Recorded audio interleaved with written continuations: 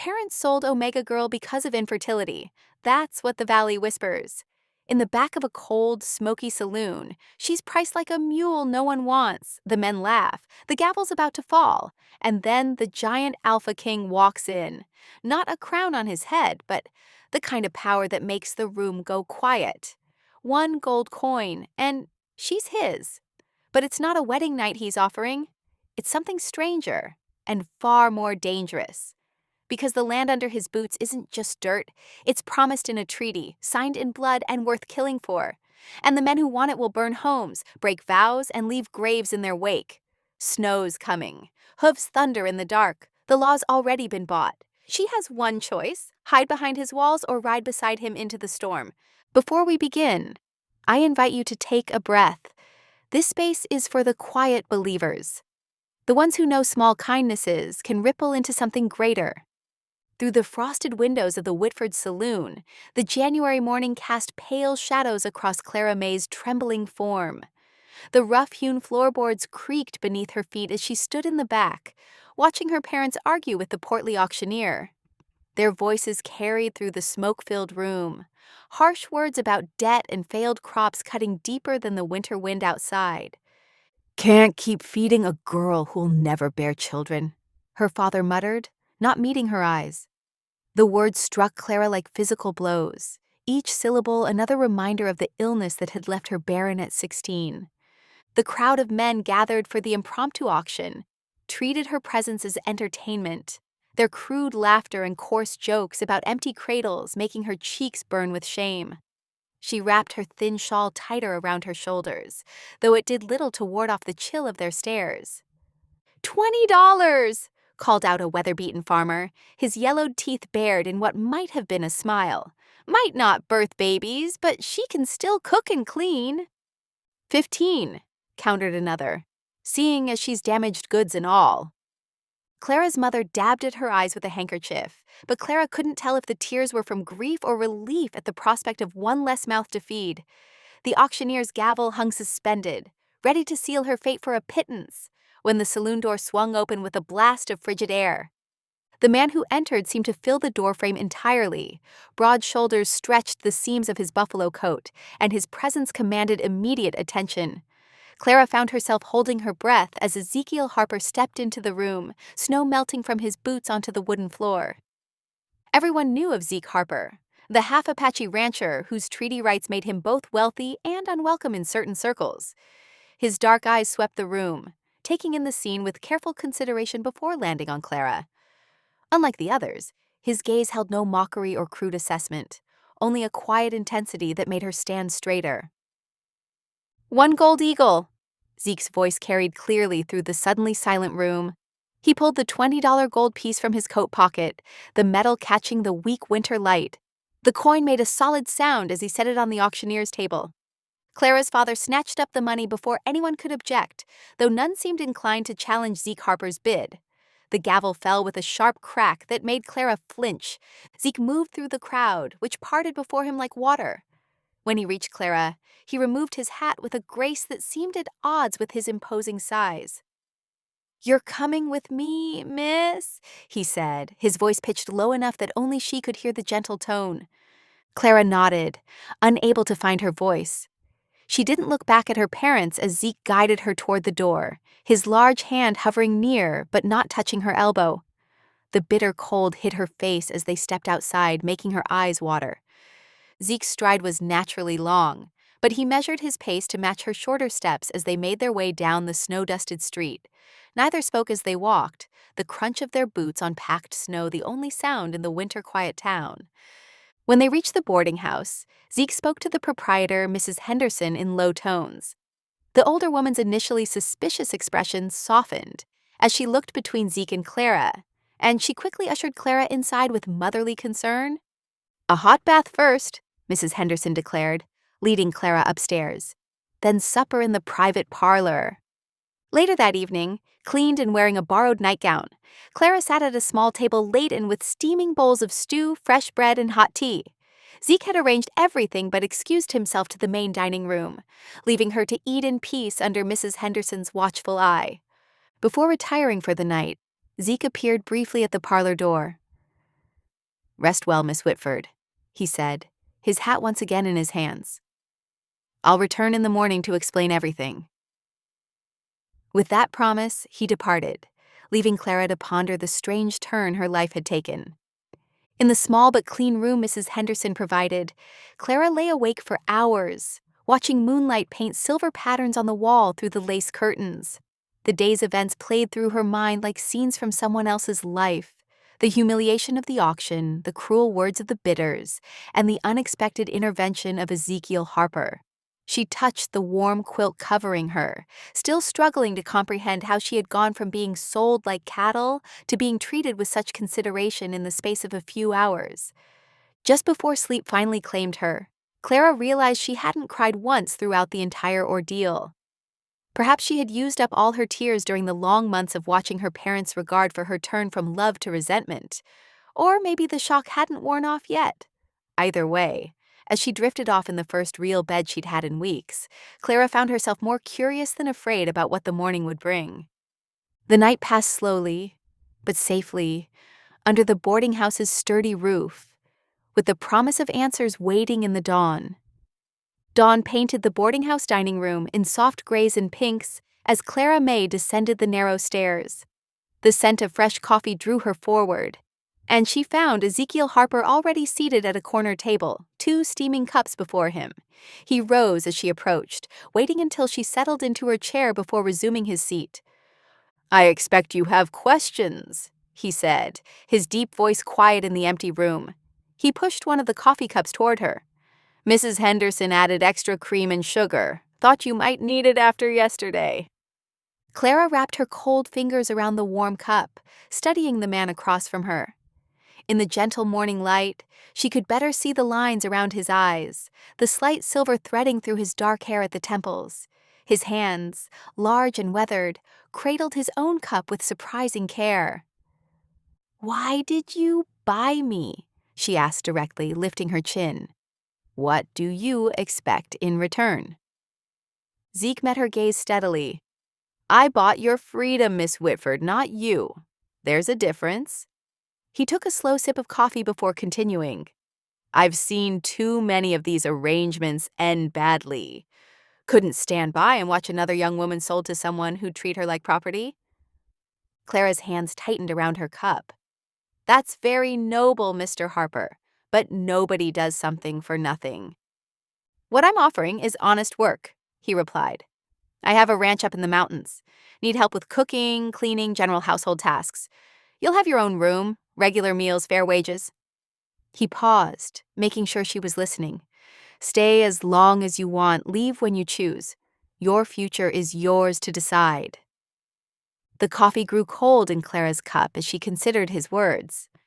"And if I wanted to leave tomorrow?" "Then I'd see you safely to wherever you wanted to go." His expression remained open, sincere.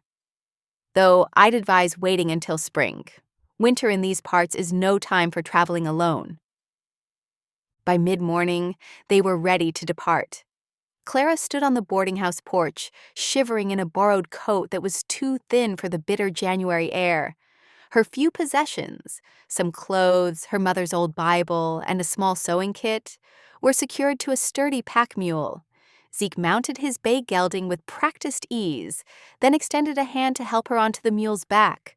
The town of Whitford grew small behind them as they rode north, frost-laden air biting at their cheeks. Clara found herself stealing glances at her companion, still trying to understand him. He rode with the relaxed confidence of someone who spent most of his life in the saddle, yet he frequently checked on her comfort, adjusting their pace when the trail grew rough. As afternoon faded into evening, Zeke guided them to a sheltered spot beside a frozen creek. "We'll camp here tonight," he announced, dismounting smoothly. "There's another full day's ride ahead." Clara's legs trembled as she slid from the mule's back, unused to so many hours of riding. Without comment, Zeke spread his buffalo coat on a fallen log, gesturing for her to sit while he made camp. She watched as he efficiently gathered firewood, built a small fire, and set up a basic camp. The flames cast dancing shadows as Zeke prepared their evening meal, thick slices of bacon and fresh bannock bread he'd brought from town. The simple food tasted better than anything Clara could remember, though perhaps it was just hunger making it so. "I feel like such a burden," she admitted quietly, staring into the fire. "You've had to slow your journey because of me, share your food and supplies." "Every soul has worth beyond their use," Zeke responded, his voice firm but gentle. "Your value as a person isn't measured by what you can or cannot do for others." Clara blinked rapidly, fighting sudden tears. No one had spoken to her with such respect since before her illness, before her parents had started seeing her as a disappointment rather than a daughter. As night settled fully around them, Zeke arranged her bedroll close to the fire, then set his own a respectful distance away. Clara drifted towards sleep, listening to the haunting songs of distant coyotes, feeling strangely safe despite being out in the wild with a man she barely knew. They broke camp at first light, frost crackling under their boots as they packed up and saddled the animals. The trail began to climb as they entered the foothills, the landscape growing more rugged with each passing hour. Pine trees stood sentinel along the path, their branches heavy with snow, and Clara found herself wondering what kind of home awaited at the end of their journey. Looking at Zeke's broad back as he led the way, Clara realized something had shifted inside her. The paralyzing fear and distrust that had gripped her heart in the saloon had begun to loosen, making room for something she hadn't felt in a long time: hope. The late afternoon sun cast long shadows across the snow-covered valley as Clara and Zeke crested the final ridge. Clara's breath caught at the sight below. Nestled against the mountainside stood a well-built log house, smoke rising lazily from its stone chimney into the crystal-clear air. A large barn, painted a weathered red, stood nearby, flanked by sturdy corrals and neat haystacks draped in white. "Welcome to Harper Ranch," Zeke said, a note of pride in his deep voice. As they approached, a tall, lean man emerged from the barn. He moved with an easy grace despite a slight limp, wiping his hands on a work rag as he came to meet them. His weathered face held neither welcome nor hostility, just careful observation. "Amos!" Zeke called out in greeting. "Everything quiet while I was gone?" "Quiet as a church mouse," Amos replied, his eyes flicking briefly to Clara before returning to Zeke. Though clearly curious, he asked no questions about her presence. Zeke dismounted smoothly, then helped Clara down from her mule. "This is Miss Clara Whitford. She'll be helping with the household." He turned to Clara. "Amos Calder here helps me run the ranch. Best hand with horses I've ever known." Amos touched the brim of his hat. "Ma'am." "Let's get you settled," Zeke said to Clara, leading her toward the house while Amos took charge of the animals. The interior of the log house was simple but well-maintained. A large stone fireplace dominated the main room, with worn but clean furnishings, arranged for comfort rather than show. Zeke led her down a short hallway to a small room at the back of the house. "It's not much," he said, opening the door, "but it's warm and private. The window faces east. You'll get good morning light." Clara stepped inside, taking in the narrow bed with its patchwork quilt, a simple wooden chest for her belongings, and a small table beneath the window. After everything that had happened, having a room of her own felt like an unexpected gift. "Thank you," she said softly. "We'll work out fair wages for cooking, mending, and keeping house," Zeke explained. "I'm not much for domestic matters myself, and Amos can burn water just by looking at it." A slight smile tugged at his mouth. "I'll leave you to get settled. Supper's usually at sundown." By the time Clara had unpacked her meager belongings and washed up, savory smells were drifting from the kitchen. She found Amos stirring a pot of stew, while Zeke set out bowls and a pan of golden cornbread. They ate at the scarred wooden table, the men's initial silence gradually giving way to quiet conversation. Clara found herself relaxing slightly, the familiar routine of a shared meal helping to ease her anxiety. "Heard some troubling news in town while you were gone," Amos mentioned, sopping up stew with a piece of cornbread. "That gang's been hassling more widows about their land claims. 3 more places hit last week." Zeke's jaw tightened, but he kept his voice neutral. "That's enough business talk for now. Miss Whitford doesn't need to hear about such things her first night here." Clara noticed the quick look that passed between the two men, but Zeke smoothly changed the subject to plans for spring planting. After the dishes were cleared and washed, Clara retreated to her room, grateful for the chance to be alone with her thoughts. The moon had risen, casting silver light across the snow-covered yard. Clara stood at her window, watching the ethereal play of light and shadow. The vastness of the mountain landscape should have made her feel small and exposed. But somehow, it had the opposite effect. Up here, far from the town that had witnessed her humiliation, she felt as though she could breathe freely for the first time in months. A movement caught her eye. Zeke and Amos standing near the barn, their voices too low to make out clearly. She wasn't trying to eavesdrop, but a few words carried through the still night air. "Keep watch in case those riders come near," Zeke was saying. "No chances." Amos nodded, his response lost to the night, but his stance suggested agreement. The two men separated, Amos heading toward the bunkhouse while Zeke did a final check of the buildings before retiring. Clara stepped back from the window, troubled by the undercurrent of tension she'd sensed. But she was too exhausted to dwell on it long. The bed, though narrow, proved surprisingly comfortable, and she fell asleep to the distant cry of an owl. Morning came early on the ranch. Clara woke before dawn, dressed quickly in the cold room, and made her way to the kitchen. She had been raised to believe that idle hands were the devil's workshop, and she was determined to earn her keep. By the time Zeke and Amos came in from their early morning chores, the kitchen was warm and fragrant with the smell of baking bread. Coffee bubbled in the pot on the stove, and Clara had found eggs and salt pork to fry up for breakfast. "Now that's a sight for sore eyes," Amos said appreciatively, hanging his coat by the door. "Been a while since this kitchen saw proper use." Zeke said nothing, but Clara caught the pleased look in his eyes as he poured coffee for all of them. She felt a small surge of satisfaction. This, at least, was something she could do well. As she moved around the kitchen, putting breakfast on the table, she began to feel that maybe, just maybe, she could make a place for herself here. 3 days passed in a blur of domestic routine. Clara found comfort in the steady rhythm of ranch life, feeding chickens at dawn, baking bread, mending clothes by lamplight. The work kept her hands busy and her mind from dwelling too much on her changed circumstances. On the morning of the 4th day, the peaceful routine shattered. Clara was kneading dough when hoofbeats approached at a gallop. Through the kitchen window, she saw a woman riding hard toward the house, her dark skirts billowing. Zeke strode out to meet her as she reined her horse to a stop, chest heaving. "Mrs. Talbot," Zeke called, catching the horse's bridle. "What brings you out in such a hurry?" Clara recognized the name, the widow who ran the neighboring ranch alone. She moved to the door, wiping flour from her hands, close enough to hear the conversation. "They came last night, Zeke," Mrs. Talbot said, her voice shaking with anger more than fear. "That gang, 3 of them, asking about my grazing rights." She straightened her spine. "When I refused to sign them over, they started making suggestions about other ways I could pay." Zeke's shoulders tensed. "Did they touch you?"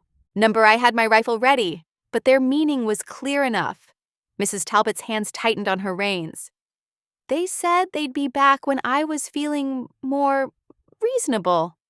"I'll walk you home," Zeke said firmly. "Clara, tell Amos where I've gone if he comes looking." Clara nodded, watching as Zeke helped Mrs. Talbot dismount. The woman's face was lined with exhaustion, but her chin remained high. They set off on foot, Zeke leading Mrs. Talbot's horse, his own stride measured to match her shorter steps. When Zeke returned hours later, his expression was dark as a thundercloud. He barely touched his supper, and afterward, he paced the main room like a caged animal. Finally, he turned to Clara, who sat mending by the fire. "Miss Clara," he said, his voice grave, "we need to discuss something important." She set aside her sewing, heart quickening at his tone. "Those men who threatened Mrs. Talbot, they're targeting women living alone, especially those with land rights." He ran a hand through his hair. "You being here, unmarried, it makes you vulnerable. Makes the ranch vulnerable." Clara's throat tightened. "What are you suggesting?" "A marriage, in name only," he added quickly. "Just until this trouble passes. It would give you legal protection, make it harder for them to challenge your right to be here." Clara stared into the fire, mind whirling. The proposal was sudden, pragmatic, yet somehow less shocking than it should have been. After all, hadn't Zeke already proven himself honorable? He'd bought her freedom without expecting anything in return, given her honest work and a safe place to stay. Would it be legal? She asked finally. Given how you acquired me? The sale was witnessed with papers drawn up. As far as the law's concerned, you're a free woman. Your choice to make. She looked up at him then, studying his face in the firelight. His expression was earnest, concerned, but not demanding. Once again, he was offering her a choice. Yes, she said softly. I'll marry you. The next morning dawned cold and gray, snow drifting down in lazy spirals. They rode into town bundled against the weather, barely speaking. The church was empty except for the preacher and his wife who served as witnesses. The ceremony was brief, just the essential words and exchanges of I do. Clara wore her best dress, though it was woefully plain for a wedding. Zeke had put on a clean shirt and combed his hair, but otherwise looked as he always did. No rings were exchanged, no celebrations followed. As soon as the papers were signed, they mounted up and headed back to the ranch, eager to return before the snow grew heavier. Clara rode beside her new husband. The word felt strange even in her thoughts, watching his profile against the pewter sky. She felt oddly weightless, as if the morning's events hadn't quite settled into reality. Relief warred with apprehension in her chest. She was safer now, yes, but what would this new arrangement mean for her future? Would she always be caught between gratitude and uncertainty? Back at the ranch, life resumed its normal pattern, though now she slept in what had been Zeke's room, while he took the spare room she had occupied. That evening, she began the task of properly arranging her new quarters, wanting to show respect for the space he had given up. As she organized the wardrobe, a carved cedar box caught her eye. It was tucked behind some shirts, beautifully made but well worn, with intricate patterns along its edges. She knew she shouldn't pry, but something about it called to her hands. The lid lifted easily, revealing several papers and small objects.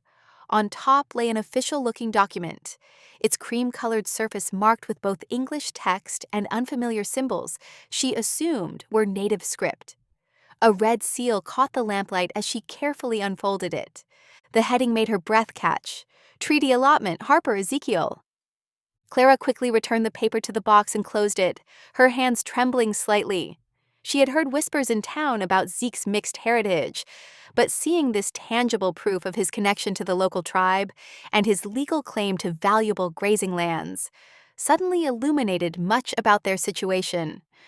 No wonder those men were causing trouble in the area. No wonder Zeke had been so quick to offer marriage as protection. This wasn't just about defending a widow's ranch. There were larger stakes at play.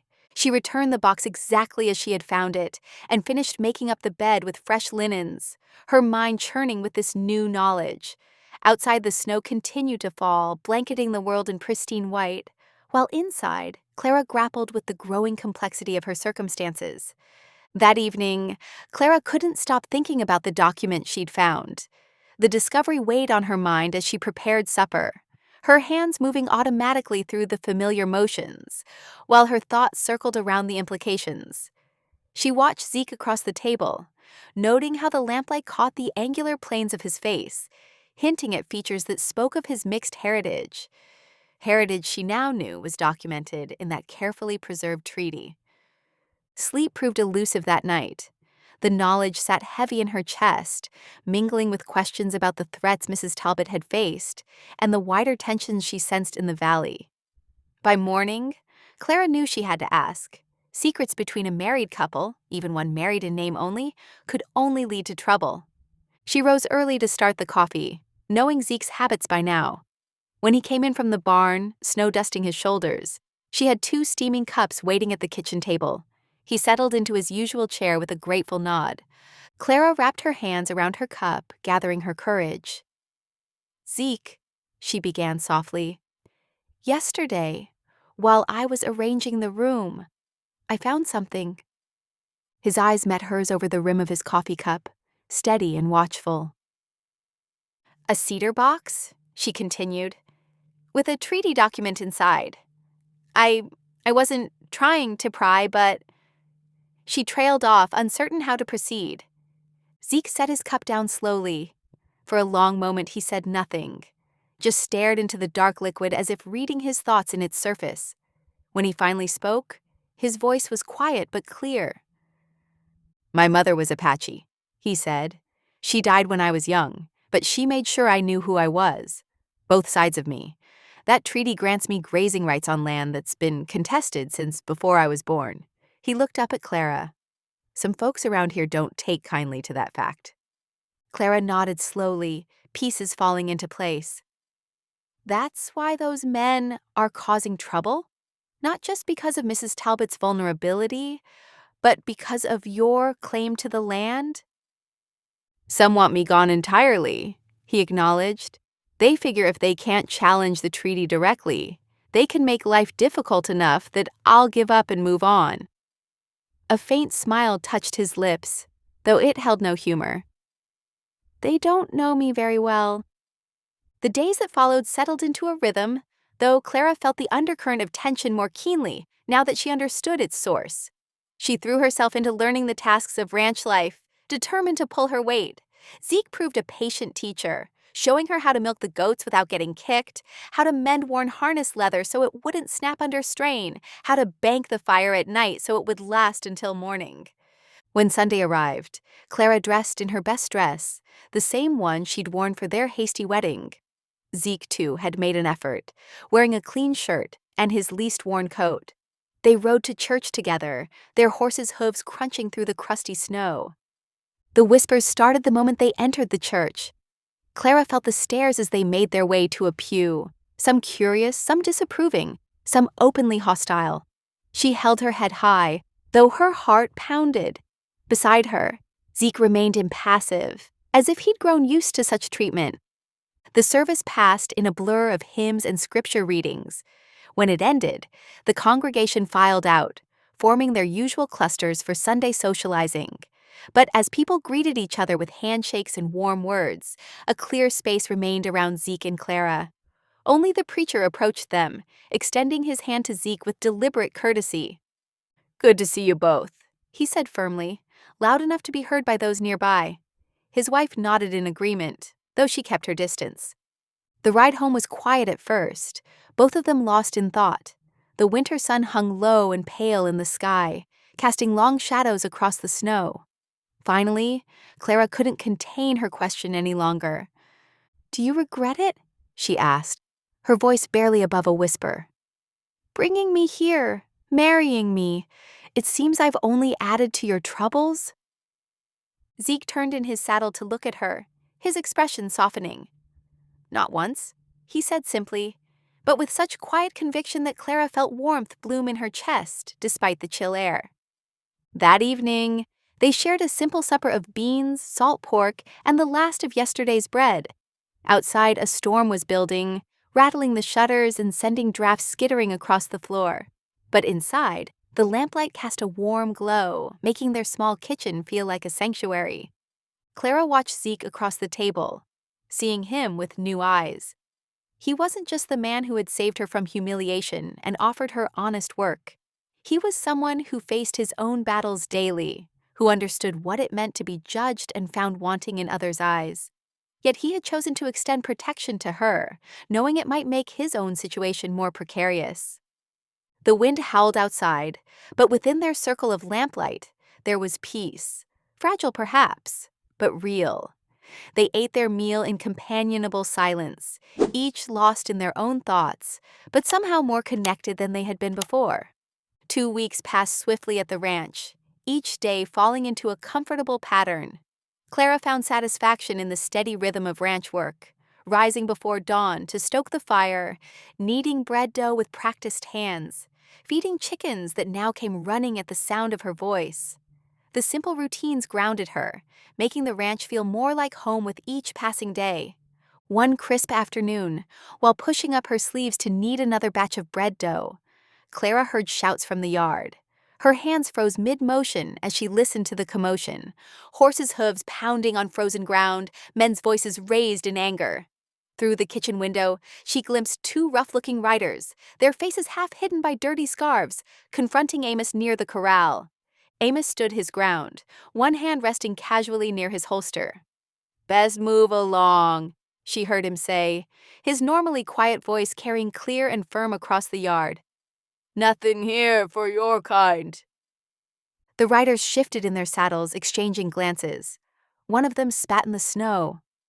"Just passing friendly greetings to Harper's new missus," he drawled, his tone anything but friendly. Clara's hands trembled slightly, but she forced herself to keep working the dough, trying to appear unconcerned even as her heart raced. Through the window, she watched Amos take 2 deliberate steps forward. "I said, move along," he repeated, no trace of uncertainty in his stance. After a tense moment, the riders wheeled their horses around, kicking up snow as they galloped away. Clara let out a breath she hadn't realized she was holding, her fingers leaving deep impressions in the bread dough.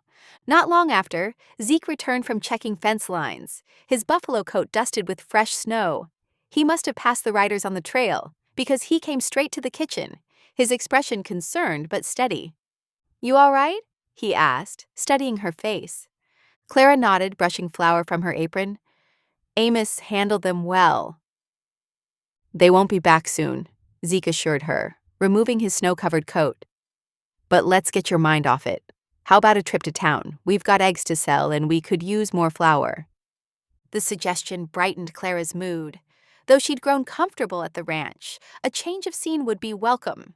They hitched up the wagon, loaded their goods, and set out while the afternoon sun still hung above the mountains. The town streets were livelier than usual, with children playing in the patches of snow between the buildings. As Clara and Zeke unloaded their goods at the general store, she noticed several small faces watching curiously. Remembering the peppermint drops she kept in her apron pocket for treats, she approached the children with a warm smile. "Would you like some candy?" she offered, holding out her hand with the red and white striped drops. The children hesitated only briefly before gathering around, their earlier shyness forgotten in the face of sweets. Their thanks came in a chorus of high voices, bringing an unexpected warmth to Clara's heart. From the store doorway, she caught Zeke watching the scene, a gentle expression softening his features. They were nearly home when they came upon a wagon, mired in the muddy slush of a creek crossing. Clara recognized Mrs. Patterson, the preacher's wife, trying to calm a young boy who looked close to tears while she urged her horse forward without success. Zeke pulled their wagon to a stop. "Need a hand, ma'am?" Relief washed over Mrs. Patterson's face. "Oh, Mr. Harper, Mrs. Harper, thank goodness! We've been stuck here near 20 minutes. While Zeke unhitched their team to help pull the wagon free, Clara took charge of the boy, distracting him with stories about the ranch's new spring lambs. His tears forgotten, he listened with wide-eyed wonder, especially when she described how one lamb had found its way into the kitchen. Once the wagon was back on solid ground, Mrs. Patterson clasped Clara's hands warmly. "You must come to supper this week, both of you. It's the least we can do to thank you." The invitation, so naturally given, caught Clara by surprise. She glanced at Zeke, who nodded slightly. "We'd be honored," she replied, feeling a strange flutter in her chest at the simple act of inclusion. The rest of the ride home passed in comfortable silence, but Clara's mind was full.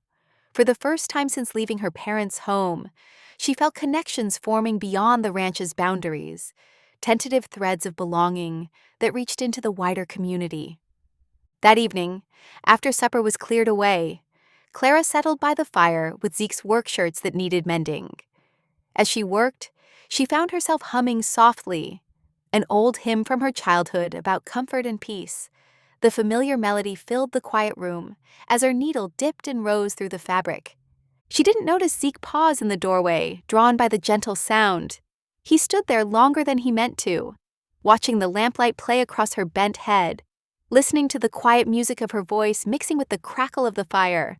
Finally, reluctantly, he moved away toward his own room, leaving Clara to her mending and her song. The peaceful moment settled over the house like a warm blanket, wrapping around them both as the night deepened outside. Clara continued humming, her needle flashing in the firelight, each stitch helping to secure her place in this new life she was building, one small step at a time. The preacher's house glowed warmly against the evening shadows, lamplight spilling from its windows onto the freshly swept porch. Inside, the dining room table groaned under the weight of Mrs. Patterson's cooking. A steaming pot roast, golden potatoes, and fresh-baked rolls that filled the air with their yeasty aroma. Clara sat beside Zeke, watching him relax gradually as the meal progressed. The preacher, Reverend Patterson, had a gentle way about him, especially when he directed questions towards Zeke about the treaty lands. "Those grazing rights were fairly granted," the preacher commented, passing the butter. "The Apache people had claim to that valley long before any of us arrived." Zeke nodded, his shoulders losing some of their usual tension. "My mother's people understood the land. They knew which grasses would sustain herds through winter, which slopes needed rest to recover." "And you've put that knowledge to good use," Reverend Patterson observed. "Your cattle are always healthy, even in the leanest seasons." The conversation flowed easily after that, touching on spring planting, the weather, and local news. Not once did Clara detect the undercurrent of hostility she'd grown accustomed to in town. Mrs. Patterson even pressed a jar of preserved peaches into her hands as they said their goodbyes. The night sky stretched vast and clear above them as they rode home, stars scattered like diamond dust across black velvet. Their wagon wheels creaked a steady rhythm over the packed earth. "The Reverend surprised me," Clara admitted, adjusting her shawl against the evening chill.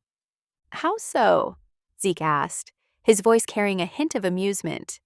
"He actually listened, wanted to understand about the treaty lands." She paused. "Most folks don't bother." Zeke chuckled, a rare warm sound that made Clara smile. "Patterson's always been different. Reads more books than anyone I know. History, law, Indian treaties. Says it helps him understand God's children better." "And does it?" "Well, he's the only preacher who'd marry us without raising eyebrows," Zeke pointed out, and they both laughed at that truth. The easy companionship between them carried into the following days. When Zeke mentioned the chicken coop needed repair, Clara joined him without being asked. She held boards steady while he hammered, passed him nails, and helped gather fresh straw for nesting boxes. Their hands brushed occasionally as they worked, and neither pulled away quite as quickly as before. The water hauling became a shared task, too. They developed a rhythm, Zeke drawing buckets from the creek while Clara guided them into the waiting barrels. The work went faster with two, and Clara found herself looking forward to these quiet moments of partnership. As winter's grip loosened, the first snowmelt turned trails to mud but made travel easier overall. More neighbors passed by the ranch, stopping to trade news or share coffee.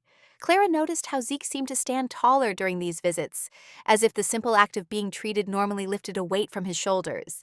But their peaceful routine shattered one morning when Amos rode in hard, his horse's flanks lathered despite the cool air. "Fire at the Thompson place," he reported grimly. "Sarah Thompson's cabin burned clean through last night." Zeke was mounted and riding out before Amos finished speaking. Clara spent the next hours pacing, keeping coffee hot and soup simmering, knowing they might need both. Near sunset, hoofbeats announced their return. Zeke led the way, followed by a wagon carrying Sarah Thompson, a slight woman with ash-smudged clothes, and her two children, a boy of about 6 and a girl no more than 4. Their faces were streaked with tears and soot. "Clara," Zeke called as he dismounted, "can you help get them settled in the bunkhouse?" She was already moving, gathering blankets and spare clothes. The bunkhouse was clean and warm, thanks to Amos's careful maintenance. Clara quickly built up the fire, while Zeke and Amos brought in the few possessions they'd salvaged from the burned cabin. The children clung to Clara's skirts as she showed them where they'd sleep. The little girl, Emma, wouldn't let go even when Clara knelt to make up their beds. "Will the bad men come here too?" Emma whispered, her small fingers twisted in Clara's apron. Clara's heart clenched, but she kept her voice steady. "No, sweetheart, you're safe here. Mr. Harper and Amos keep close watch, and I'll be right up at the house if you need anything." Sarah Thompson sat heavily on one of the bunks, her face drawn with exhaustion. "I don't know how to thank you both," she said, watching Clara comfort Emma. "We've lost everything." "You've lost things," Clara corrected gently. "Not everything. You have your children, and you have friends who'll help rebuild." The words came naturally, and Clara realized she believed them completely. This was what neighbors did, what she and Zeke could do. She spent the next hour getting the Thompsons settled, bringing soup and bread from the house, helping the children wash up, and telling them stories until their eyes grew heavy. When she finally stepped out into the night air, she found Zeke waiting by the bunkhouse door. "You're good with them," he said quietly. Clara looked back through the window at the sleeping family. They needed help, like I did. She turned to face him. "Like you gave me." Something shifted in Zeke's expression, a softening around his eyes, a gentle curve to his mouth. But before he could respond, Amos called from the barn about settling the horses, and the moment passed. As Clara walked back to the house, she felt different, stronger somehow. The woman who had stood trembling in that saloon months ago would never have imagined herself here, helping others find safety and comfort. She had come to the ranch feeling worthless, a burden to be carried. Now she moved with purpose, knowing her presence mattered, that she could be someone others leaned on in times of trouble. She paused on the porch, looking back at the bunkhouse where lamplight still glowed softly. Tomorrow would bring work, helping Sarah sort through what remained of her life, keeping the children occupied while plans for rebuilding took shape. But tonight, Clara felt the rightness of it all settling into her bones. She and Zeke had made room for others under their protection, and in doing so, had strengthened whatever was growing between them. This careful, steady partnership that felt more real with each passing day. A week passed swiftly at the ranch, each day filled with the rhythm of caring for Sarah Thompson's family while maintaining regular chores. When Clara spotted the notice about the winter market posted on the general store's door during a supply run, an idea took root. "We should go," she told Zeke over breakfast the next morning. "I've made extra bread, and the hens are laying well despite the cold. We could sell both." Zeke glanced up from his coffee, studying her face. "You sure? Markets draw crowds." "Exactly why we should be there," Clara said firmly. "Show folks we're part of this community, same as anyone." To her surprise, Zeke agreed with only minimal persuasion. The morning of the market dawned crisp and clear. Clara packed her basket with fresh loaves and carefully nestled eggs in straw, while Zeke readied the wagon. The drive into town was peaceful, frost glittering on bare branches in the winter sunshine. The town square hummed with activity when they arrived. Colorful blankets and tables displayed everything from preserved foods to handmade quilts. A fiddler played near the courthouse steps, his bow dancing as children spun in circles nearby. The scent of roasting meat drifted from a makeshift barbecue pit, making Clara's mouth water. As they set up their modest display, Clara noticed something different in how people approached them. Instead of the usual sideways glances and whispered comments, several townspeople offered genuine greetings. Mrs. Peterson, the milliner's wife, even stopped to admire Clara's bread. "Heard what you and Mr. Harper did for Sarah Thompson," she said, selecting a loaf. "Right Christian thing to do, taking them in like that." More customers followed, many mentioning the Thompsons. Clara's bread sold quickly, and the eggs weren't far behind. She found herself drawn into conversations about recipes and the best way to keep hens laying through winter. When Martha Jenkins, who ran the dry goods store, pulled her aside to discuss sewing patterns, Clara couldn't help but laugh at the sheer normalcy of it all. "These new sleeve designs are absolutely ridiculous," Martha declared, sketching in the air with her hands. "Who needs that much ruffle at the shoulder?" Clara was about to respond when she noticed a change in the atmosphere nearby. A stranger had approached Zeke where he stood by their wagon. The man was lean and weather-beaten, with cold eyes that reminded Clara of a rattlesnake. Though she couldn't hear the words clearly, his stance radiated menace. "Mighty brave of a half-breed to think he owns this valley," the stranger's voice carried just enough for Clara to catch. "Mighty dangerous, too." Zeke's expression remained neutral, but Clara saw his jaw clench. Without a word, he moved toward her, placing a gentle hand at her elbow. "Time we headed back," he said quietly. "Weather might turn." They packed up quickly, though the sky remained clear. The wagon ride home stretched long with silence, broken only by the creak of wheels and the horses' steady breathing. Clara waited, knowing Zeke would speak when ready. Finally, as they passed the creek crossing, he sighed. That was Wade Parsons. He runs with the gang that's been causing trouble. The ones who burned Sarah's cabin? Likely. Zeke's hands tightened on the reins. They're getting bolder. Won't be long before they move against me directly. Clara's heart jumped, but she kept her voice steady. Because of the treaty lands? Because they think they can take what they want. His tone was matter-of-fact, but Clara heard the steel beneath it. And because enough folks around here would turn a blind eye to trouble happening to someone like me. They reached the ranch as afternoon shadows lengthened. Amos met them in the yard, his expression suggesting he'd already heard about the market confrontation. Without a word, he retrieved the whetstone and began sharpening tools with methodical focus. Clara went inside to start supper, trying to maintain normalcy even as she watched Zeke through the window. He moved with deliberate care, checking the barn doors, testing latches. When he came in, he went straight to the fireplace and lifted down the rifle that hung there. His hands moved over it with practiced familiarity, examining, cleaning. The simple domesticity of their recent days felt suddenly fragile. Clara realized she stood at a crossroads. She could retreat into the safety of being just the woman Zeke had rescued, or she could stand firmly beside him as an equal partner in whatever storm approached. The decision was already made, she knew, had been made gradually over weeks of shared work, quiet conversations, and growing trust. She was no longer the trembling girl from the auction. This ranch, these people, they were her home now, her family. And she would fight alongside them if needed. Clara moved to the fireplace and picked up the second rifle, the one Amos kept oiled and ready. "Show me how to use this," she said. Zeke looked up, surprise flickering across his features. Then understanding dawned, followed by something deeper, respect, maybe even pride. He nodded once and began explaining the weapon's mechanics, his voice low and sure in the gathering dusk. The afternoon wind rattled the windows of the ranch house, making the flames in the fireplace dance. Clara was kneading bread dough when she heard hoofbeats approaching. Through the kitchen window, she spotted young Tommy Fletcher, the telegraph operator's son, riding up on his pony. "Message for Mr. Harper," Tommy called out, waving a yellow paper slip. Zeke emerged from the barn, wiping his hands on his work pants. He took the telegram, pressed a coin into Tommy's gloved hand, and stood reading while the boy rode away. Clara watched Zeke's expression darken as his eyes moved across the paper. "What is it?" she asked when he came inside. "Sheriff wants to see me tomorrow." Zeke's voice was tight. "Says it's about an eviction order." Clara's hands stilled in the dough. "Eviction? They can't." "Seems they're trying."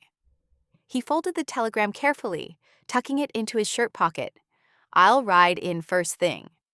"I'm coming with you," Clara said firmly. It wasn't a question. Zeke studied her face for a moment, then nodded. "We'll leave at dawn." That night neither of them slept well.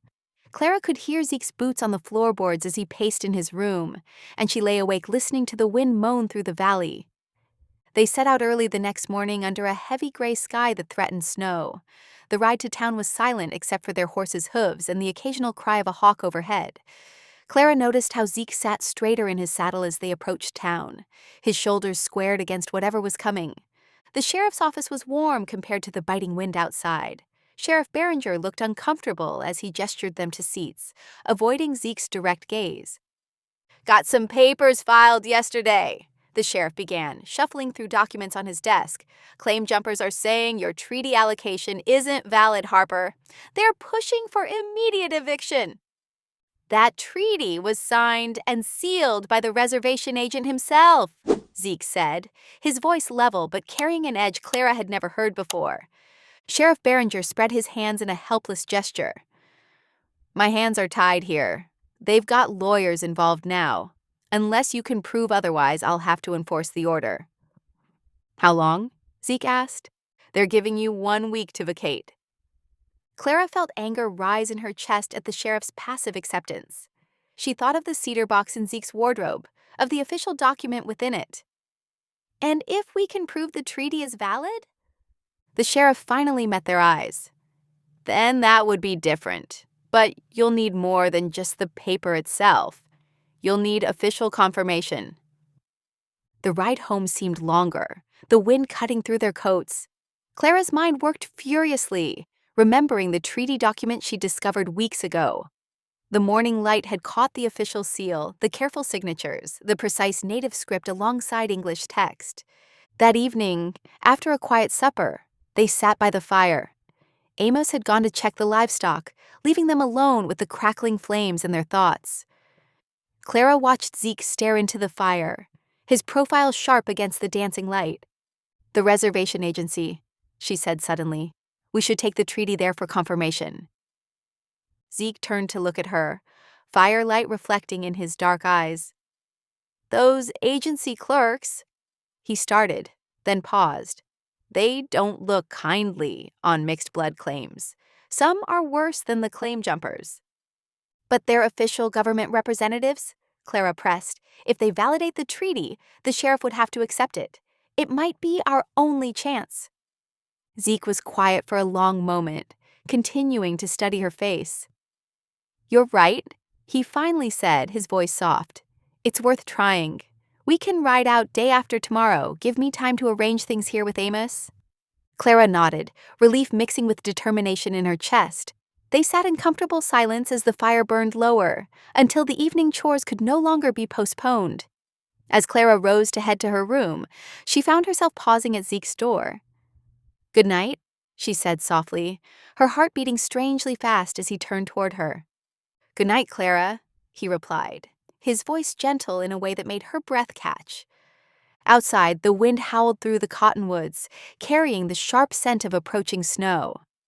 Clara stood at her window for a long moment, watching the trees sway in the darkness. The threat of losing this place, this home they'd built together, made her realize how deeply rooted she'd become. She wouldn't let them take it without a fight. In her mind, she was already planning what they'd need for the journey to the agency office, what arguments they might face.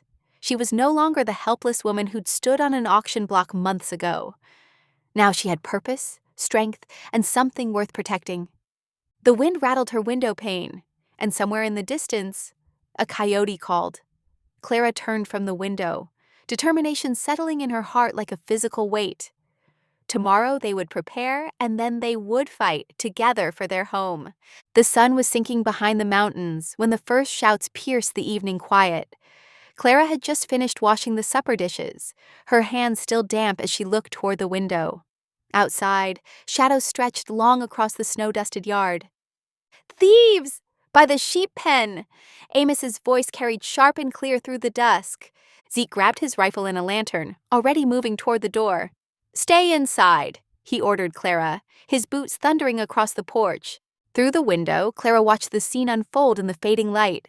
3 men on horseback were driving the widow's small flock toward the fence line, their dark shapes moving like shadows against the purple twilight. The sheep belonged to Sarah Miller, who'd been staying in their bunkhouse since her cabin burned. The poor woman had already lost so much. Amos and Zeke split up, carrying their lanterns high as they approached from different directions. The rustlers shouted and cursed, their horses dancing nervously in the growing darkness. Clara pressed closer to the window, her heart hammering against her ribs.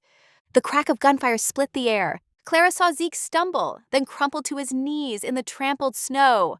Her scream caught in her throat as Amos's rifle answered with a warning shot that echoed through the valley. The rustlers wheeled their horses, abandoning the sheep as they galloped away into the gathering night. Without thinking, Clara ran outside, her shawl falling from her shoulders as she raced across the yard.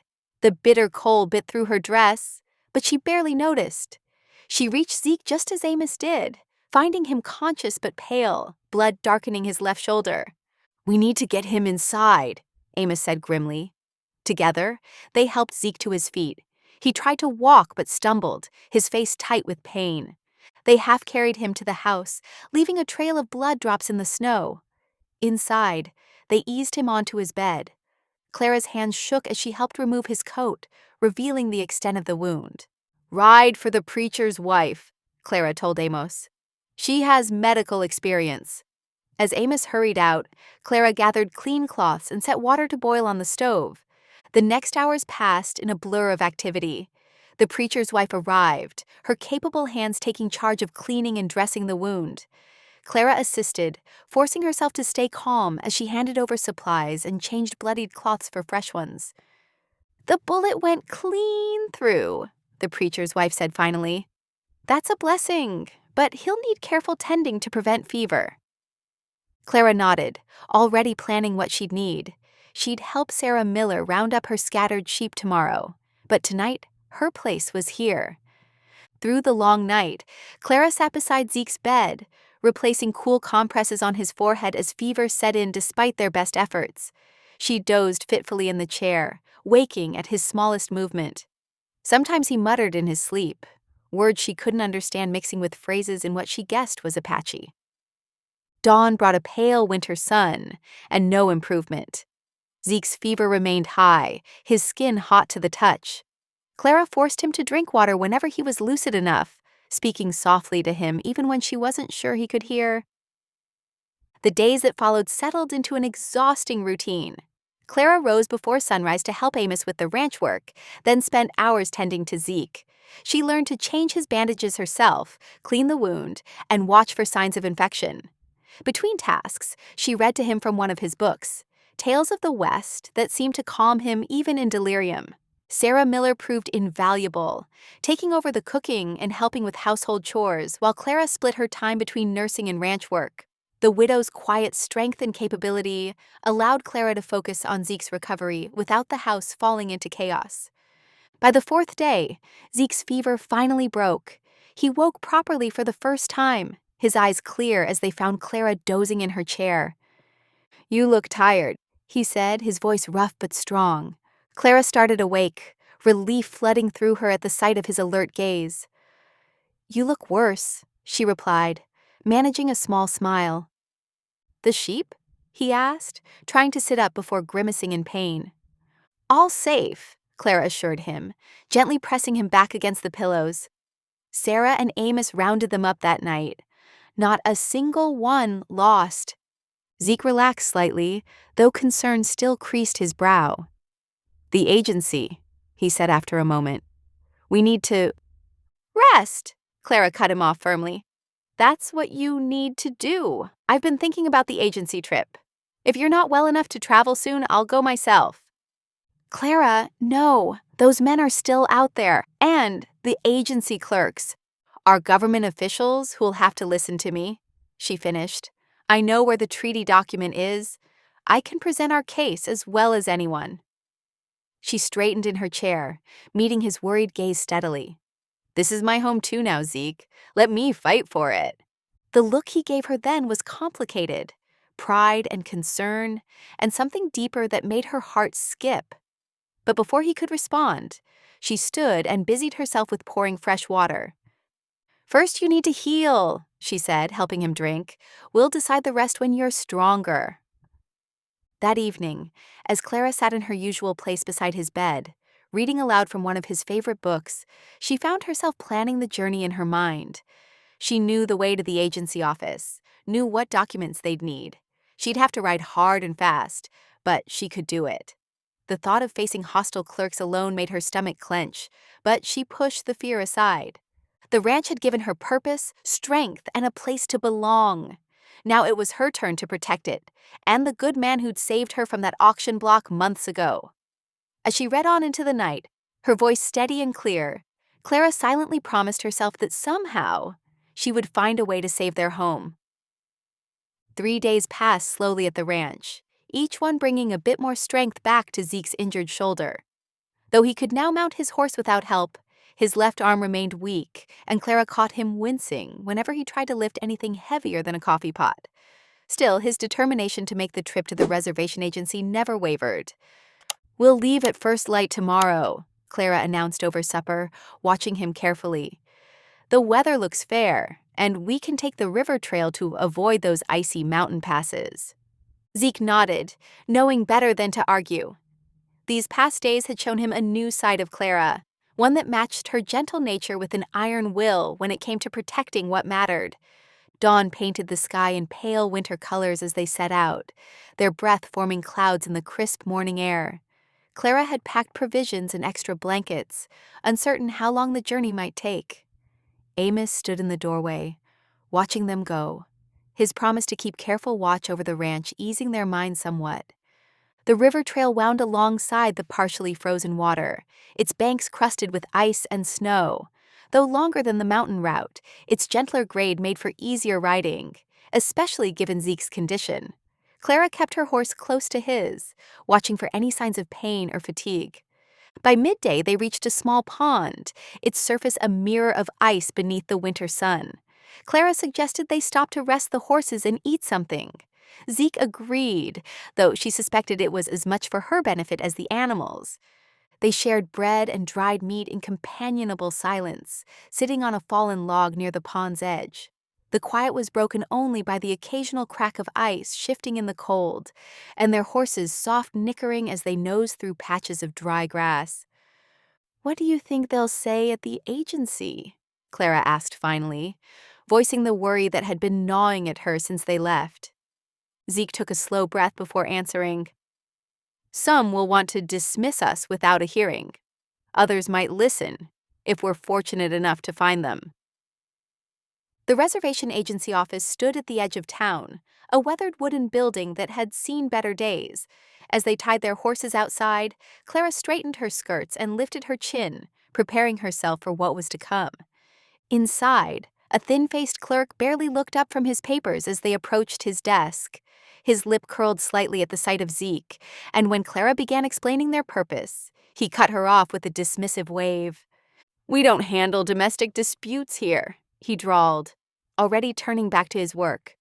"This isn't a domestic dispute," Clara said firmly, her voice carrying through the quiet office. "We're here about treaty allotment land rights, and we have documentation to prove it."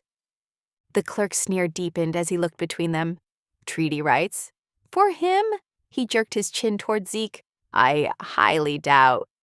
"Is there a problem here, Mr. Collins?" The new voice belonged to an older man who had emerged from a back office. His gray hair and wire-rimmed spectacles gave him an air of authority, and the clerk's demeanor changed instantly. "Superintendent Parker," the clerk stammered. "These people were just leaving." "We're here about a treaty allotment," Clara interrupted, reaching into her bag for the cedar box containing their precious document. "And we'd like someone to examine it properly." The superintendent studied them thoughtfully before nodding. "Come into my office." Inside, Clara carefully laid out the treaty document, while Zeke explained his mother's Apache heritage and his legal claim to the grazing lands. Superintendent Parker examined the paper carefully, holding it up to the light to study the official seal. "This is entirely legitimate," he declared finally, setting it down with care. "The seal and signatures are authentic. I'll send word to the circuit judge immediately regarding any challenges to your claim." Relief flooded through Clara, but it was tempered by his next words. "Of course, with the winter weather and the post being what it is, it could take several weeks for an official response." "Weeks?" Clara couldn't keep the frustration from her voice. "But there are men threatening—" "The law moves at its own pace, Mrs. Harper," the superintendent said kindly but firmly. "The best I can do is ensure your document is verified and your claim protected when the judge arrives." They rode home as the afternoon light began to fade, both lost in thought. Clara felt hope warring with impatience in her chest. They had proof now, official confirmation that the treaty was valid. But weeks of waiting lay ahead, weeks during which the claim jumpers might try again to drive them out. The house was warm when they returned, thanks to Amos keeping the stove well fed throughout the day. After seeing to the horses, Clara and Zeke settled in the kitchen, warming themselves by the heat of the iron stove. Steam rose from the coffee cups between them as Clara voiced the idea that had been forming in her mind since they left the agency. "We should tell people the truth," she said quietly. "About the treaty and our marriage both." Zeke looked up sharply. "You want to tell them everything?" Clara nodded. "The townsfolk should know you have legal right to this land, and they should know I chose to stay here, to be your wife in more than just name." She met his gaze steadily. "Unless you object."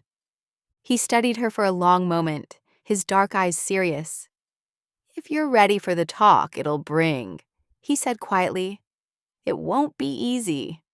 Some folks don't take kindly to the truth when it doesn't match what they want to believe.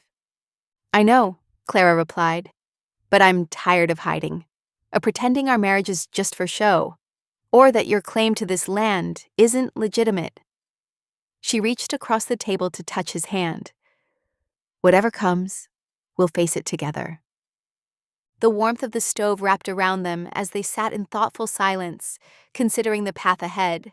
Outside, the winter wind whispered through the trees, carrying the first hints of snow on its breath. The winter sun cast long shadows across the snow-dusted ground as people filed out of the small white church after Sunday service. Clara stood at the bottom of the wooden steps, her heart pounding beneath her best dress. She squeezed Zeke's hand once before stepping forward to face the assembled townsfolk. "I have something to say," Clara called out, her voice carrying clearly in the crisp morning air. Several people paused, turning to look at her with curiosity. "Many of you know me as the woman Ezekiel Harper bought at auction last month." More townspeople stopped, gathering closer. Clara lifted her chin, drawing strength from Zeke's steady presence behind her. "What you don't know is that I chose to stay. I am his lawful wife, married before God in this very church." She gestured to the building behind her. "And there's something else you should know. Ezekiel Harper has legal right to his land through a federal treaty, one that's just been confirmed by the reservation agency superintendent himself." Murmurs rippled through the crowd like wind through prairie grass. Clara saw faces shift from surprise to confusion, and in some cases, to anger. "It's true!" The preacher's voice rang out as he descended the church steps. He moved to stand beside Clara, his Bible still tucked under his arm. "I performed their marriage ceremony myself, and I've seen the kindness Mr. Harper has shown to this community, taking in Widow Bennett and her children when their cabin burned, helping anyone who needs it regardless of how they've treated him." Several men at the edge of the crowd turned away, stamping through the snow toward their wagons with muttered curses. But Clara noticed others nodding thoughtfully, particularly those who had benefited from Zeke's help over the years. Mrs. Talbot, the widow who'd warned them about the gang months ago, spoke up from near the front. "He drove those rustlers away from my place twice this winter. Didn't ask for anything in return either." "That may be," called out Tom Wilson, one of the larger ranchers. "But giving away our grazing land to—" "It's not your land to give," Clara interrupted, her voice firm but not unkind. "The treaty is legal and binding. The superintendent himself verified it, and the circuit judge will confirm it when he arrives." More discussion broke out among the townspeople. Clara watched as small groups formed, talking in low voices. Some shot dark looks toward Zeke, but others seemed to be considering her words carefully. The preacher's wife stepped forward, taking Clara's hand. "You're both welcome at our table anytime," she said loudly enough for others to hear, "as you always have been." Gradually, the crowd began to disperse. Some people walked past with neutral nods, while others stopped to speak quietly with Zeke or Clara. A few, like Wilson and his friends, left without another word, their backs stiff with disapproval. The ride home was quiet, both of them processing the morning's events. The winter sun had warmed the air slightly, making the snow glitter like scattered diamonds across the landscape. When they reached the ranch, Amos took their horses to the barn while they headed inside. That evening, as Clara stirred the stew pot over the fire, Zeke came up behind her. "What you did today," he said softly, "standing up in front of everyone like that.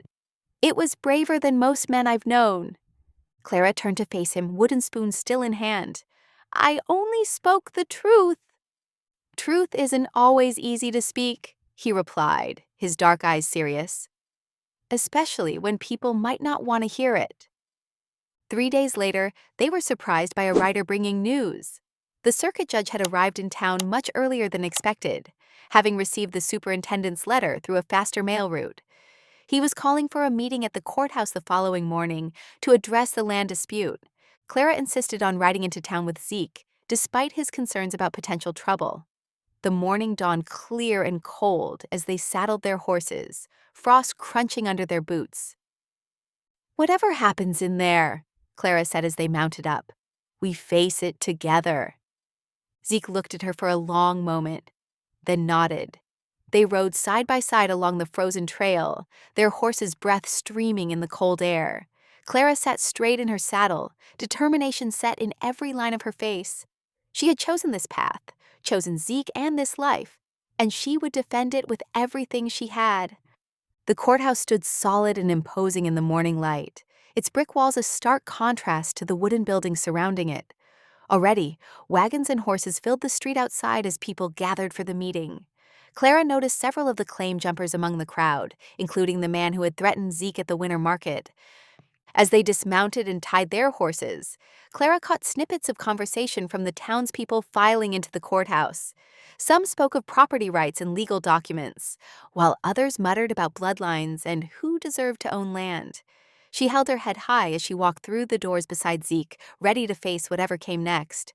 The courthouse buzzed with tension as people packed the wooden benches, their winter coats and scarves creating a sea of muted colors in the morning light. Judge Harrison, a silver-haired man with keen eyes, sat behind his imposing desk, reviewing the documents before him.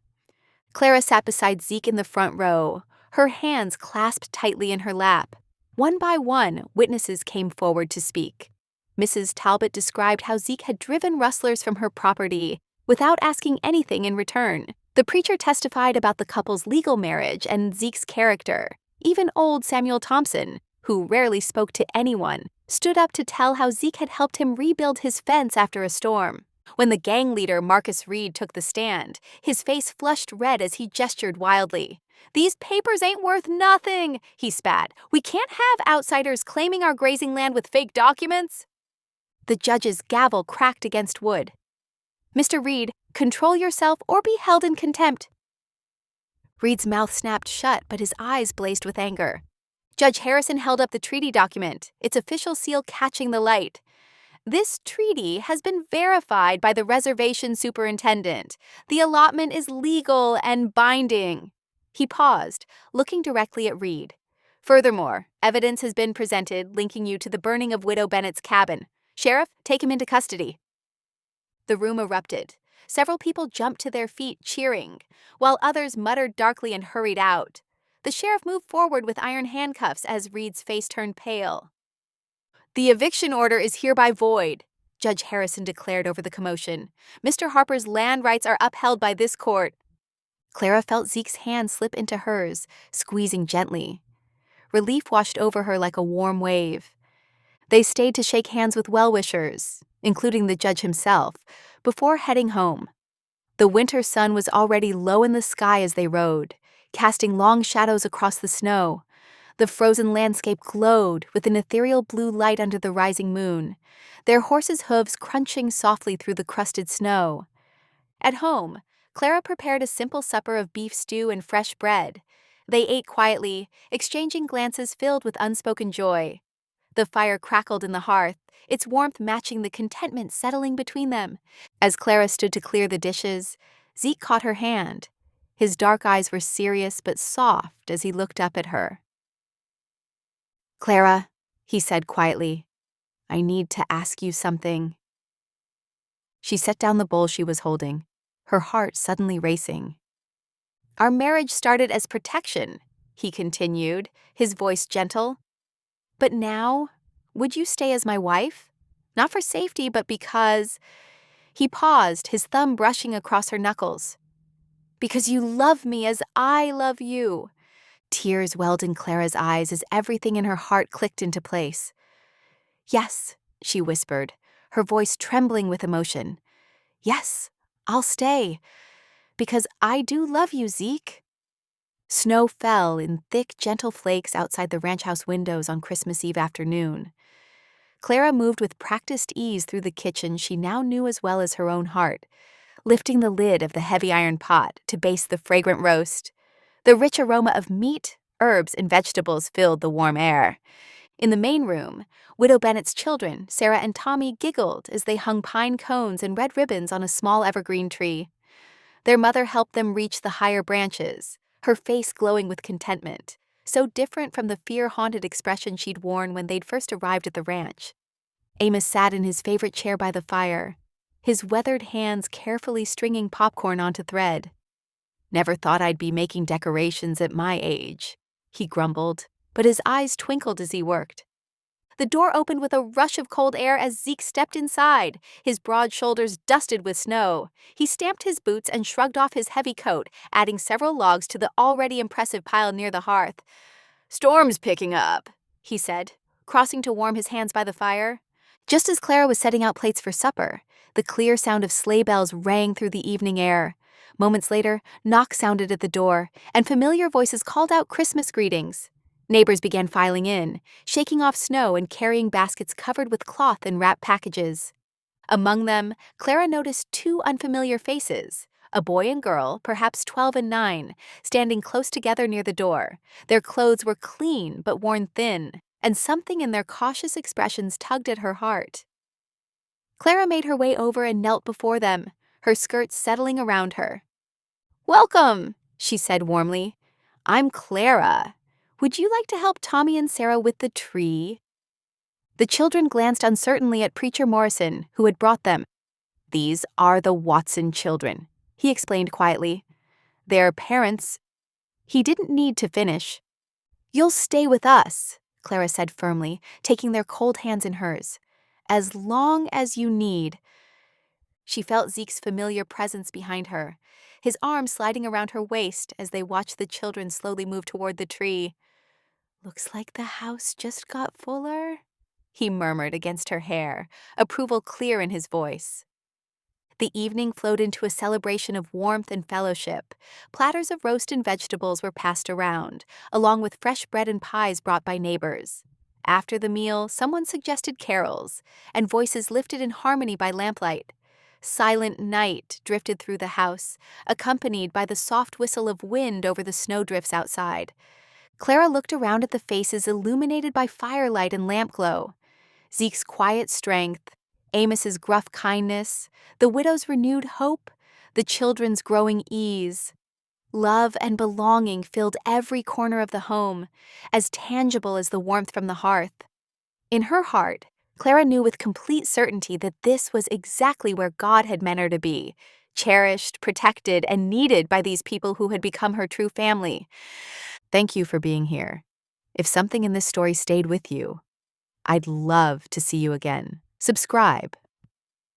And tomorrow, I'll bring you another story crafted with heart.